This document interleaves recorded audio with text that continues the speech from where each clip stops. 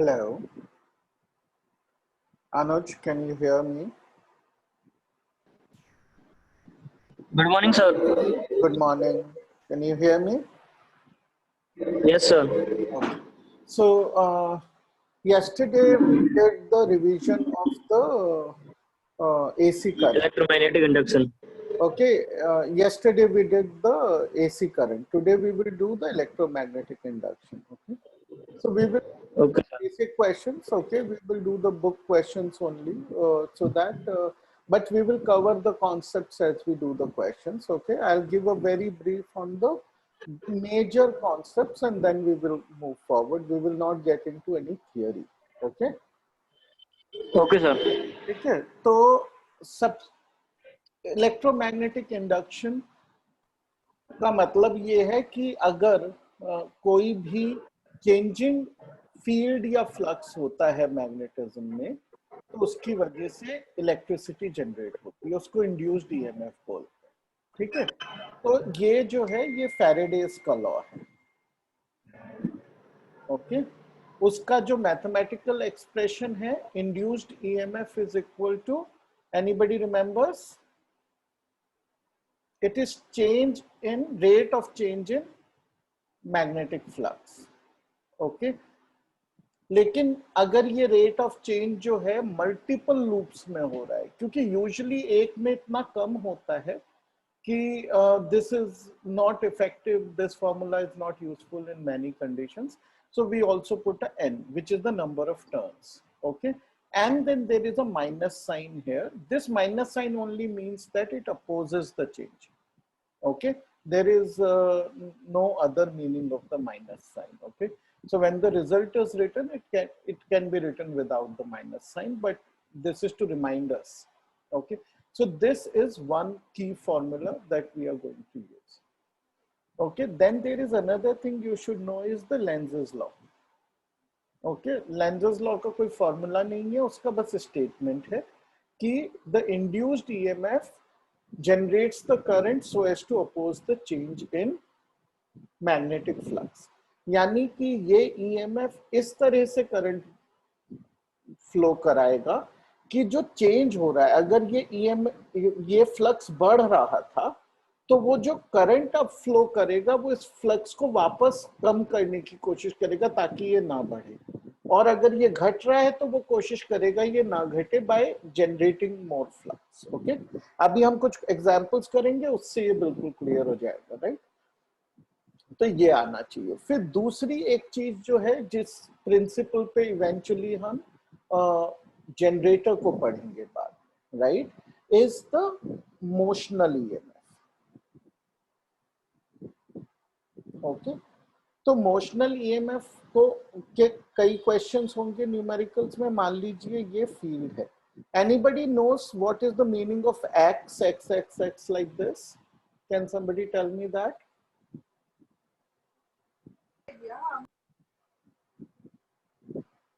This is the magnetic field B, but what does XXX mean? Anybody knows this? XXX means that the field is going into the paper. Okay, if we have to show the field is coming out of the paper, we will show it like this, a dot in a circle. Okay, or sometimes just a dot. Okay, but XXX means going into the paper. तो मान लीजिए ऐसी एक field है और एक हमारे पास जो है करंट कैरी करने वाला कंडक्टर है इन अ रेक्टेंगुलर शेप, इसके ऊपर एक रॉड जो है कंडक्टिंग रॉड वो मूव कर रही है with velocity v, okay, in any direction, that's okay, right, because law जो उसका डायरेक्शन है वो तो हम लेंज़ेस लॉ से बाद में निकालेंगे। अगर ये इस डायरेक्शन में जैसे मूव कर रही है with a velocity v, okay, and the length of this is L, then the motional EMF will be BLV, okay, which means that the EMF generated across the ends of this rod here will be BLV. Okay, that is another one that you should remember. Now other thing that you should definitely remember is the concept of eddy currents. Okay, so eddy currents में कुछ numericals नहीं है, आपको बस इसका concept याद रखना है कि अगर एक ब्लॉक है और उसमें चेंजिंग मैग्नेटिक फ्लक्स है, ठीक है, now it is not a wire, it is a full block of a conductor and there is magnetic flux changing through it, let's say. Okay, that will generate circular currents inside it. Okay, these currents are called eddy currents, and we have ways to reduce eddy currents by creating cuts in this. Okay, I'll not go into depth, it's just a revision, but you should remember that there can be theoretical questions on this. Okay, then the next important concept to remember is inductance. Okay, inductance जो है वो केवल हमें क्या बताती है कि अगर d phi by dt हो रहा है तो हमें पता चलता है कि जो that is proportional to the change in current. Okay, there is a minus sign of course, but it is proportional to the current. ठीक है, अगर ये है तो ये जब प्रोपोर्शनैलिटी का साइन हम हटाते हैं तो जो कांस्टेंट आता है उसे इंडक्टेंस बोलते हैं, राइट? और you could say that it is a measure of how much the change in flux induces change in current. Okay, and vice versa. तो ये जो है ये हमें आगे एसी के चैप्टर में आपने देखा ये कि ये काफी यूजफुल कांस्टेंट होता है जो केवल ज्योमेट्री ऑफ द कंडक्टर पे डिपेंड करता है. ठीक है, तो ये दो तरह के होते हैं इंडक्टेंसेस, एक होता है म्यूचुअल, ओके, जो और एक होता है सेल्फ. ठीक है, म्यूचुअल का मतलब ये है कि दो लूप्स हैं हमारे पास, मान लीजिए लूप 1 है और एक और भी लूप उसके साथ ही but not conducting together, okay, है. तो अगर मैं एक लूप में करंट चेंज करता हूं तो that induces an EMF in the other, तब उसको बोलते हैं म्यूचुअल. तो ये जब होता है जब दो लूप्स होते हैं. और सेल्फ का मतलब ये है कि अगर एक ही मेरे पास लूप है और उसमें करंट चेंज हो रहा है तो वो एक ईएमएफ जनरेट करता है उस करंट को चेंज होने से रोकने. ठीक है, तो अगर करंट ऐसे जा रहा है तो एक ऐसा ईएमएफ जनरेट कर देता है, इसीलिए इसको बैक ईएमएफ भी बोलते हैं कई बार. ठीक है, ये जो है ये सेल्फ इंडक्टेंस बोल सकते हैं. इसका जो सिंबल है वो L है और म्यूचुअल वाले का M. एंड तो अब इसका बस हम फॉर्मूला देख लेते हैं, we will not get into a lot of theory. जो म्यूचुअल इंडक्टेंस है वो रिफ्लेक्सिव होती है, यानी जो 1 में 2 की वजह से है वही 2 में 1 की वजह से होगी. और इसका जो फॉर्मूला है वो है mu naught mu r, okay, which is the effective permeability and the product of the turns in both the coils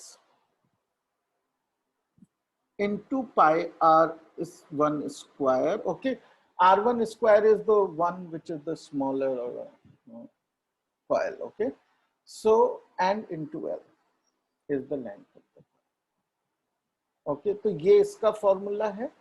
तो permeability into number of turns into area into length. तो एक्चुअली वही formula देखा जाए L का भी है. अगर हम दोनों लूप्स को एक ही मान लें तो हमें सेम फॉर्मूला L के लिए भी आ जाएगा, mu naught mu R N square, क्योंकि वो सेम है. Pi R square is area and length is length. Okay, so it's actually the same formula. आप ये याद रख लेंगे तो ये भी कवर हो जाएगा. और जो एनर्जी है used to bring the current from 0 to I, वो याद रख लीजिए, half L I square. Okay, this is the energy spent to take the current from 0 to a value I in an inductor. Okay, that is the energy. ये एक formula है, ये similar formula है to many other things, and you know this half comes because it's a varying curve. Okay, तो ये आप याद रख सकते हैं। बस essentially यही कुछ चीजें हैं जो इसमें मेन याद रखनी। Okay, now let's do the sir एक बार हाँ करंट बता दो। हाँ बताइए, क्या चीज बता दूं? सर एक बार एडी करंट बता दो। AC current? नहीं, एडी एडी। एडी करंट, अच्छा एडी करंट्स, हाँ एडी करंट्स बोलते हैं उसको, ठीक है। तो अभी बताता हूँ मैं एडी करंट्स का। तो एडी करंट्स क्या होता है कि देखिए, अगर एक लूप है हमारे पास, ठीक है, ऐसे एक लूप है वायर का, और इसमें हम अपनी जो फील्ड है, जो पेपर में जा रही है ये फील्ड, इसको चेंज करते हैं, राइट। तो हमें पता है करंट जनरेट होगा इसमें, ठीक है ना, ये तो फैराडेज लॉ से हमें पता है। Now the question is, what if this is not a loop like this, but this is a solid block of metal? Now this is a solid block of metal in any shape, but it is like this. There is no, you know, wire here, but it is still a conductor. Okay. और अब मान लीजिए मैंने यहाँ पे एक magnetic field लगाई और उसको चेंज करना शुरू कर दिया, राइट। तो जब वो चेंज होगी तो इसमें भी सर्कुलर फील्ड जनरेट होगी, इलेक्ट्रिक फील्ड सर्कुलर होगी वो, ठीक है ना। जैसे हमने देखा था कि जो करंट है वो सर्कुलर मैग्नेटिक फील्ड जनरेट करता है, उसी तरीके से चेंजिंग मैग्नेटिक फील्ड जो है सर्कुलर यहाँ पे इलेक्ट्रिक फील्ड जनरेट करेगी, या ये कह सकते हैं ईएमएफ जनरेट करेगी, क्योंकि ईएमएफ तो तभी होगा जब फील्ड हो, राइट।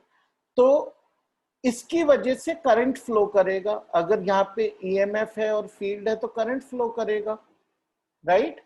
सो ऐसे करके ये करंट फ्लो करता है इसमें इन मल्टीपल लूप्स, ठीक है। तो जो पानी में भंवर होता है, अगर आपको भंवर पता है क्या होता है, कि यू नो ऐसे व्हर्लपूल टाइप जो पानी में पानी के घूमने से भंवर बनता है, राइट। तो ये थोड़ा थोड़ा उसके जैसा लगता है, एडीज जैसा लगता है, इसीलिए इसका नाम जो है एडी करंट कहते हैं। तो अब इसकी वजह से प्रॉब्लम क्या होगी, अगर आप समझो कि अगर एक चेंजिंग मैग्नेटिक फील्ड में एक ब्लॉक रखा है मेटल का, तो उसमें ये एडी करंट्स फ्लो करेंगे, और अगर करंट फ्लो करेंगे तो उसमें कौन सा होंगे, हीटिंग लॉसेस होंगे, और वो हीटिंग लॉसेस हमें पता है I²R होते हैं, राइट। एडी करंट अपने आप ही प्रोड्यूस होता है। हाँ, अपने आप प्रोड्यूस होगा अगर फील्ड चेंज होगी। कंडीशन ये है कि मैग्नेटिक फील्ड चेंजेस।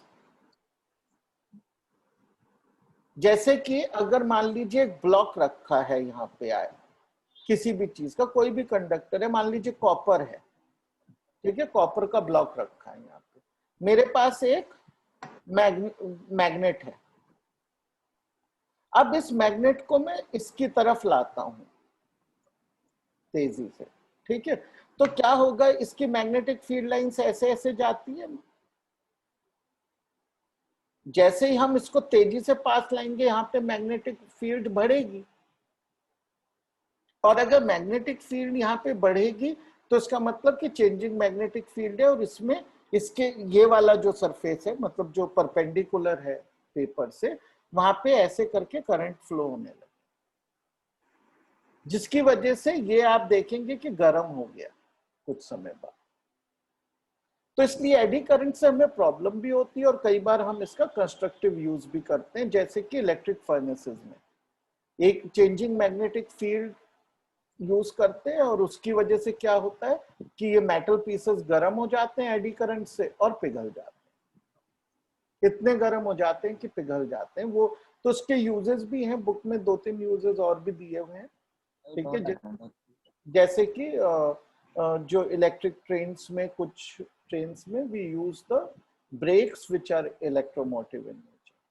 ठीक है, तो ये एडी करंट का कॉन्सेप्ट है। इसके न्यूमेरिकल्स नहीं करने, बस इसका कॉन्सेप्ट समझना। ठीक है, समझ आ गया?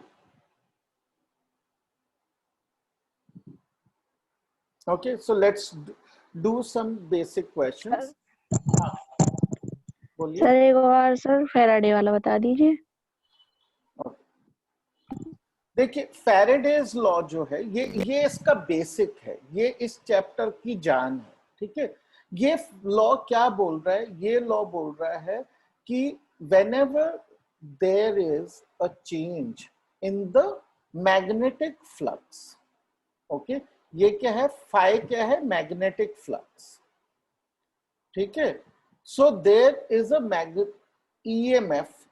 Okay, EMF is like potential difference generated to counter that magnetic flux change. Okay, तो ये मैग्नेटिक फ्लक्स जब चेंज होता है, अगर कांस्टेंट है तो कुछ नहीं होगा, लेकिन अगर वो चेंज हो रहा है तो एक EMF जनरेट होगा। और फ्लक्स क्या होता है? Field into area. तो B इनटू A जो है वो फ्लक्स है इन सिंपल टर्म्स। ओके, तो अगर B into A, either B changes, A changes or both change, this term can change. If it is changing, then there will be an EMF generated. ये Faraday का law. ठीक है ना, तो इसी के बेसिस पे समझिए जनरेटर बनता है और ये एडी करंट। सर ये जो आपने बताया कि phi is equal to B A change हो जाएगा, तो उसके बाद एक EMF जनरेट होगा। और फिर यहाँ पे भी अगर EMF क्या होता है आपको पता है? EMF क्या होता है? EMF is like a potential, electric potential. अगर इलेक्ट्रिक पोटेंशियल होगा, मान लीजिए यहाँ एक दो पॉइंट है, इनके बीच में इलेक्ट्रिक पोटेंशियल डिफरेंस है, तो क्या होगा? अगर मैं कंडक्टर रख दूंगा बीच में, ठीक है, कंडक्टर रख दिया बीच में दोनों के, तो एक करंट फ्लो होगा from a higher potential to lower potential.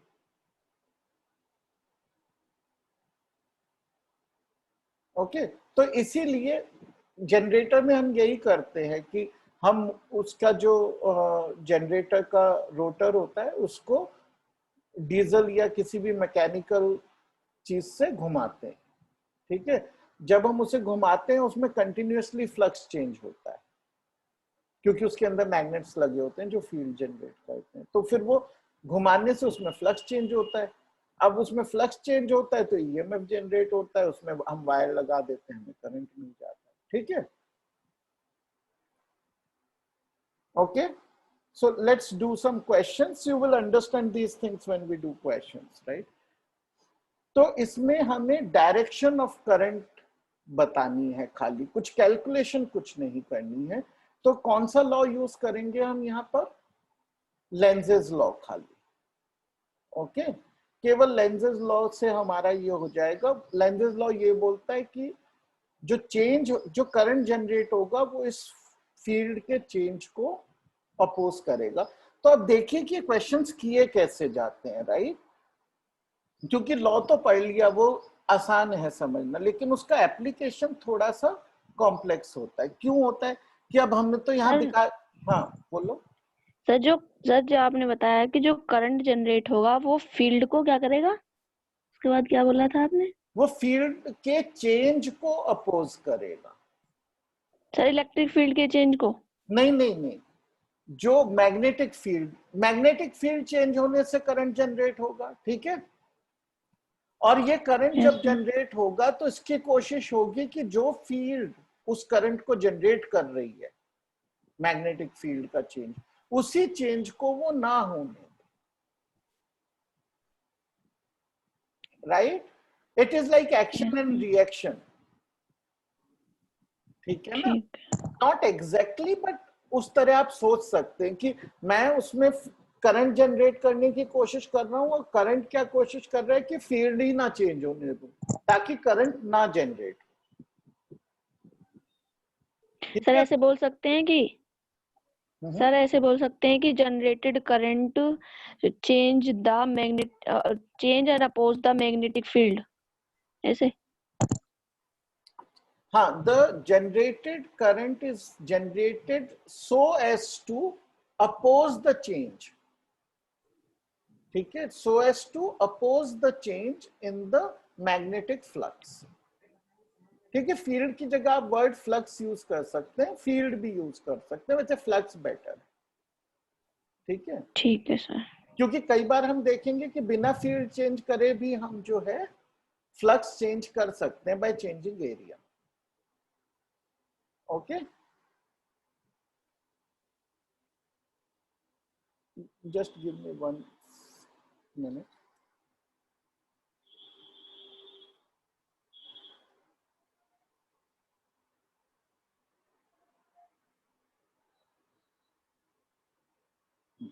Okay, तो अब ये वाले जो क्वेश्चंस हैं हम ये लेंजेस लॉ से करेंगे। तो अब इनको करने का तरीका समझ जाएंगे तो बहुत आसान है। देखिए, ये हमने क्या दिखाया हुआ है इसमें कि एक मैग्नेट है और एक लूप है।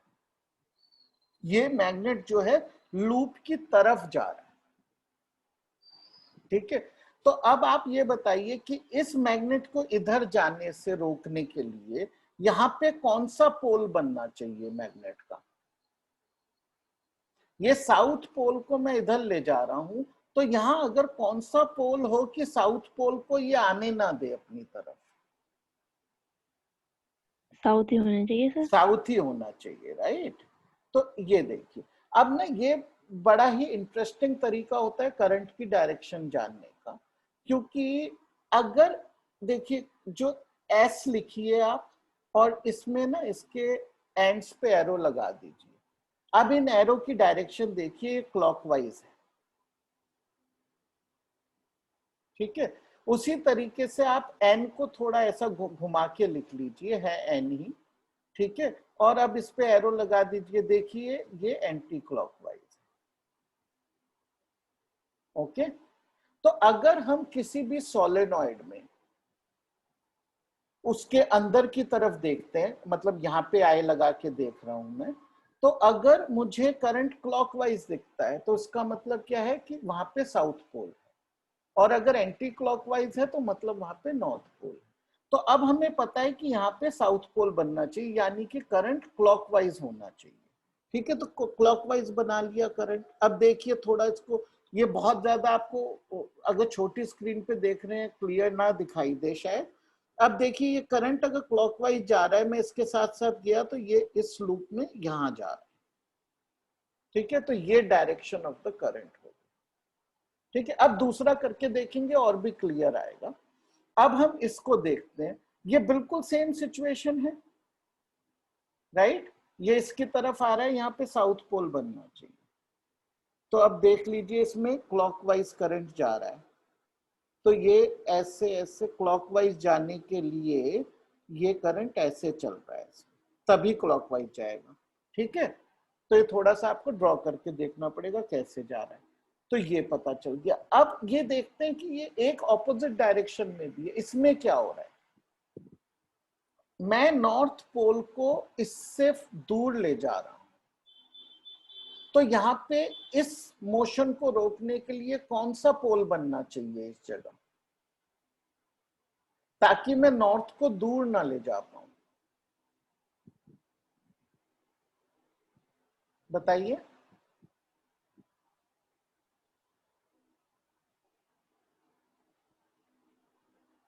कौन सा पोल बनना चाहिए इस जगह पर। बनना चाहिए एन पोल। हाँ देखिए, अगर मैं एन पोल बनाऊंगा, एक सेकंड देखिए, अगर एन बनाऊंगा तो एन तो उसको दूर ले जाने में मदद कर देगा ना, क्योंकि अगर मैं इसको इस डायरेक्शन में खींच रहा हूं, यहाँ साउथ होगा तो रोकेगा ना खींचने से, राइट। नहीं सर, वो दूसरी, हाँ हाँ हाँ, तो यहाँ साउथ होना, बिल्कुल सर। अगर यहाँ पे साउथ, लेकिन यहाँ पे ना हमें ये लूप अच्छे से दिख नहीं रहा है, तो हम क्या करेंगे, ये साउथ है तो हमें पता है ये नॉर्थ है, राइट। तो हम नॉर्थ इधर लिख लेते हैं केवल इसलिए, ये हमें फिर दिख जाएगा। तो ये करंट ऐसे जा रहा है, ठीक है। ये करंट ऐसे जा रहा है, मतलब इस वाले तार में ऐसे जा रहा है, ऐसे घूम के आया, इसमें ऐसे नीचे, ठीक है। तो ये हमारी करंट की सर इसमें डायरेक्शन। रीजन क्या लिखेंगे? हाँ सर बोलिए। रीजन क्या लिखेंगे? रीजन अगर सर आपको, इसमें रीजन क्या लिखेंगे कि एस बिलो ए? हाँ तो रीजन देखिए, बहुत एलैबोरेट एग्जाम में खूब लंबा चौड़ा रीजन लिखना नहीं होता, बाय लेंजेस लॉ भी लिखेंगे तो वो रीजन है, ठीक है। लेकिन अगर ज्यादा मार्क्स का क्वेश्चन है और आपको लगता है ज्यादा एलैबोरेट करना है, देन यू कैन से कि since the north pole is moving away, to oppose that motion, a south pole will be generated near that end, ठीक है। अगर आपके पास बड़ा आंसर है तो आप ऐसे लिख सकते, ठीक है।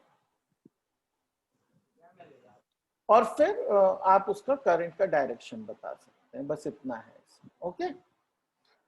अभी एक दो और देखते हैं। अब देखिए इसमें मैग्नेट ही नहीं है, तो इस तरह का भी क्वेश्चन आ सकता है। इसमें हमें क्या दिया गया है, टैपिंग की जस्ट क्लोज्ड, यानी कि टैपिंग की जस्ट क्लोज्ड का मतलब अभी अभी ये सर्किट को क्लोज सर्किट किया है, अभी अभी क्लोज सर्किट किया है, मतलब करंट जीरो था अभी तक, अब तेजी से करंट इसमें बढ़ेगा to its peak value, right. तो अभी बढ़ता हुआ करंट है, ओके। तो अब आपको ये पता होना चाहिए कि करंट से मैग्नेटिक फील्ड की डायरेक्शन कैसे पता चलेगी, ठीक है ना। तो ये मेरे ख्याल से आपका चैप्टर 3 या 4 में है, मेरे को नंबर से याद नहीं है, जो मैग्नेटिक इफेक्ट ऑफ करंट है चैप्टर, राइट। उसमें हमारा क्या है कि करंट से हम मैग्नेटिक फील्ड जनरेट होती है, उसकी डायरेक्शन पता करते हैं। तो किससे पता करते हैं, किसको याद है कौन सा रूल होता है? रूल होता है right hand thumb rule, okay. तो अगर करंट की डायरेक्शन में थंब रखा जाए तो फिंगर्स जैसे घूम के अंदर आते हैं, ठीक है ना, ऐसे ऐसे फिंगर्स आएंगे घूम के, हाथ में जब हम मुट्ठी बनाएंगे तो ये फिंगर ऐसे घूम के आए, तो वो डायरेक्शन होती है मैग्नेटिक फील्ड, ठीक है। तो अब देखिए ये जो है, अगर मैं अपने हाथ को आगे बढ़ाकर, आप देखिए राइट हैंड लीजिए और इसके जो पीछे वाला वायर है उसको अपने हाथ से पकड़ने की कोशिश करिए, तो आप देखेंगे कि जो फिंगर्स हैं वो अंदर की तरफ जा रही है। मतलब मैंने यहाँ पे अपना हाथ रखा और फिंगर्स मेरी ऐसे अंदर की तरफ जाएंगी,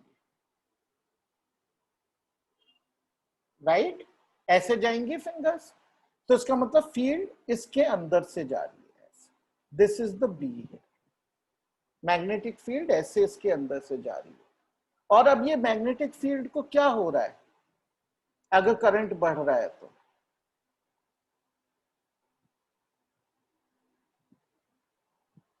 बताइए, करंट बढ़ रहा है तो ये मैग्नेटिक फील्ड बढ़ेगी, तो magnetic field is increasing in this direction.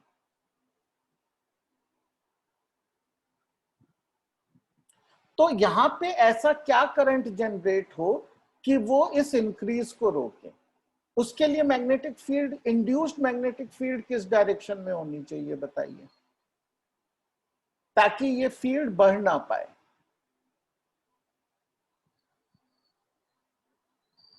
ये राइट साइड में बढ़ रही है फील्ड, तो इसको बढ़ने से रोकने के लिए इसको किस डायरेक्शन में फील्ड जनरेट करनी चाहिए?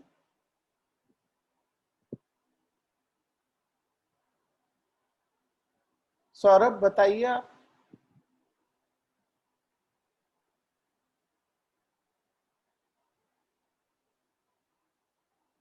कौन बताएगा? दीपांशी। सर क्वेश्चन रिपीट करना। कि ये राइट की तरफ फील्ड बढ़ रही है, ये तो समझ आ गया ना आपको, इसमें जब करंट बढ़ रहा है तो इस वाले लूप में को कैसी फील्ड जनरेट करनी चाहिए ताकि ये फील्ड ना बढ़ पाए, ये राइट की तरफ बढ़ रही है, तो लेफ्ट की तरफ करेगा जनरेट तो उसको रोकेगा ना बढ़ने से, ठीक है। तो इंड्यूस्ड फील्ड की डायरेक्शन ये है। अब आप राइट हैंड थंब से, पहले हमने राइट हैंड थंब से क्या किया था, we used our thumb in the direction of the current and use the fingers to find the direction of the field. अब हमें फील्ड की डायरेक्शन पता चल गई, तो करंट की डायरेक्शन भी उसी तरह ही आएगी। राइट हैंड लीजिए अपना और उसको, उसकी फिंगर्स को फील्ड की डायरेक्शन में मोड़िए और ये देखिए कि थंब किस तरफ है। तो थंब अगर हमें बाहर से पकड़कर अंदर इसमें फिंगर्स डाल रहा हूं तो इंड्यूस्ड फील्ड की तरफ आ रहा है विद थंब अप, राइट।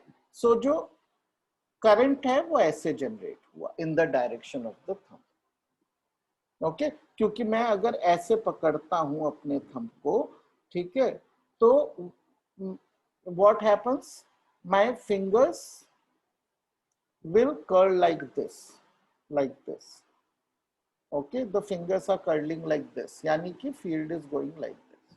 तो इसलिए करंट की डायरेक्शन ऊपर की तरफ है, यानी कि अगर मैं यहां आई रखता हूं तो clockwise, okay, clockwise anti clockwise position of I से बदल जाएगा, ठीक है। अब मैं जो है आपको ये आप एज अ होमवर्क करिए, लेकिन मैं आपको आइडिया दे देता हूं। इसमें क्या लिखा है, रियोस्टेट सेटिंग बीइंग चेंज्ड, और किस तरफ चेंज हो रही है, देखिए रेजिस्टेंस कम कर रहा है, ये resistance is reducing, okay. If resistance is reducing then the current is also reducing. अब करंट जो है ये पॉजिटिव है तो करंट ऐसे जा रहा था। अब आप ये देखिए कि फील्ड की डायरेक्शन क्या हुई, राइट हैंड थंब रूल से हमने देखा तो फील्ड की डायरेक्शन ये है, लेकिन ये जो फील्ड है ये क्या हो रही है, कम हो रही है, ओके, रिड्यूसिंग फील्ड की डायरेक्शन है।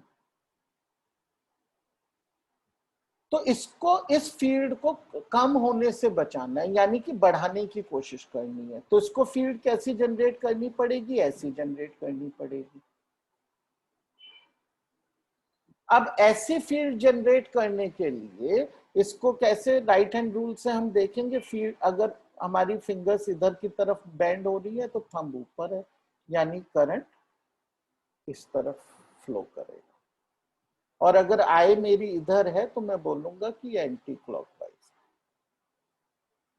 ओके। बट आई इधर होगी तो मैं उसको क्लॉकवाइज बोलूंगा, वो केवल उस पर डिपेंड करेगा, ठीक है। तो आप मार्क कर सकते हैं फॉर क्लैरिटी, या आप लिख भी सकते हैं ऐसे Z X Y Z, okay, Z X Y Z, ऐसे भी डायरेक्शन बता सकते हैं, मार्क करके भी बता सकते हैं, आई दिखा के क्लॉकवाइज एंटी क्लॉकवाइज भी बता सकते हैं, जैसा क्वेश्चन में पूछा गया है उस तरह से, ठीक है। तो ये वाला पार्ट, इसमें सबसे यही समझने का ज्यादा है।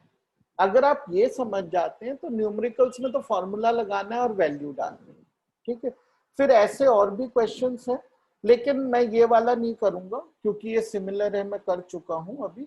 अब आप ये वाला देखिए, इसमें बताइए क्या होगा। देखिए ये बहुत ही इंटरेस्टिंग क्वेश्चन है कि इसमें जो करंट है डिक्रीज हो रहा है, ठीक है, करंट जो है डिक्रीज हो रहा है, लेकिन जो हमारी मैग्नेटिक लाइंस है वो तो ऐसे हैं ऑलरेडी, ये हमें पता है चैप्टर 3 से हमारे। अगर मैग्नेटिक फील्ड लाइंस ऐसी है, कोई भी मैग्नेटिक लाइंस इसको क्रॉस तो कर ही नहीं रही है हमारे लूप को, यानी कि the flux is zero, flux भी जीरो है, चेंज इन फ्लक्स भी जीरो है, क्योंकि कोई फर्क ही नहीं पड़ रहा, उसमें तो जीरो था, जीरो ही रहेगा, इसलिए there is no current induced, okay. ये इंपॉर्टेंट केस है इसका कि जब फील्ड का change parallel to the conductor होता है तो कोई करंट इंड्यूस नहीं होता है, ये इंपॉर्टेंट केस है जो याद रखना, एग्जाम्स में ऐसी चीजें ज्यादा पूछी जाती। ठीक है, अब ये बिल्कुल अलग तरह का क्वेश्चन है, अगेन डायरेक्शन ऑफ करंट पता करनी है।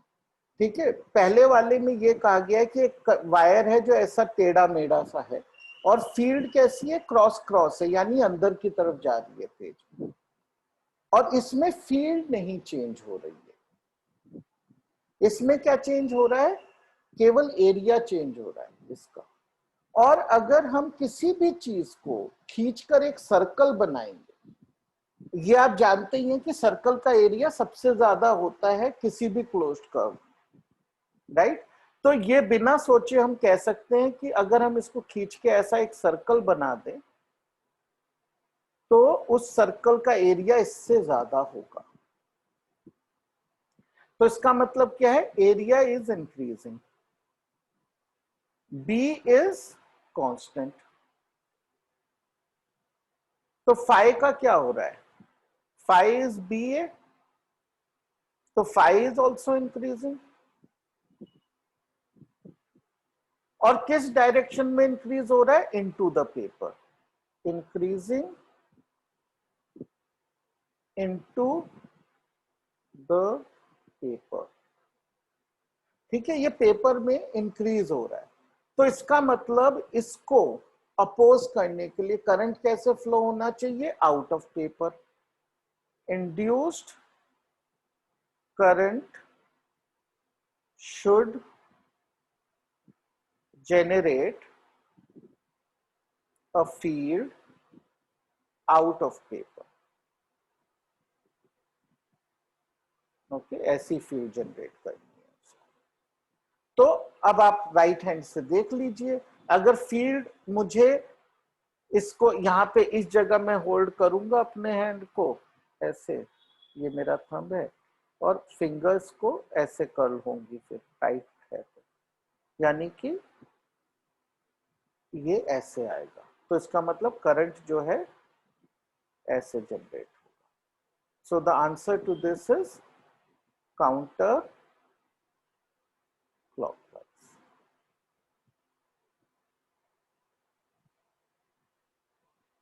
ये बिल्कुल सेम चीज है, बस सब कुछ उल्टा है। Field into the paper, out of paper है।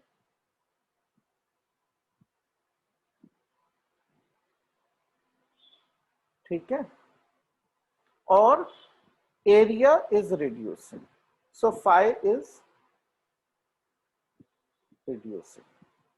So the induced current should be generated out of the paper, और out of the paper generate करने के लिए हमें क्या करना है,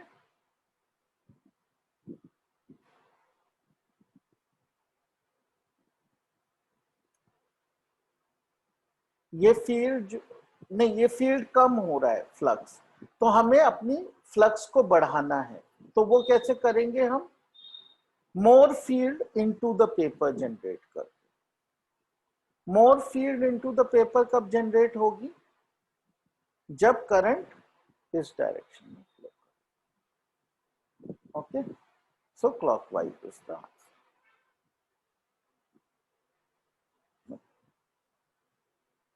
We are not left with enough time now, but this question, I'll just tell you how to do such a question. Okay. This question is directly done by finding the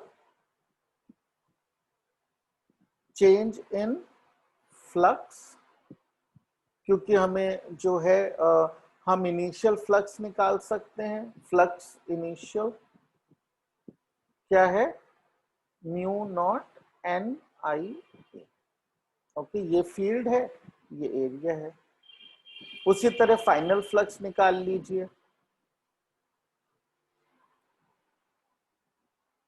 okay, with the new current, तो ये initial current के साथ है, ये final के साथ है। ठीक है, तो डेल्टा बी आ गया और by delta T, and that is the EM. Okay, बस ये कैलकुलेशन आप करेंगे, आपको आंसर आ जाएगा। तो जो इसके न्यूमेरिकल्स हैं वो स्ट्रेट फॉरवर्ड है, आपको फॉर्मूला याद है, वैल्यूज डालनी है, बस ध्यान ये रखना यूनिट की गलती ना करिए। जैसे 15 टर्न पर सेंटीमीटर है, तो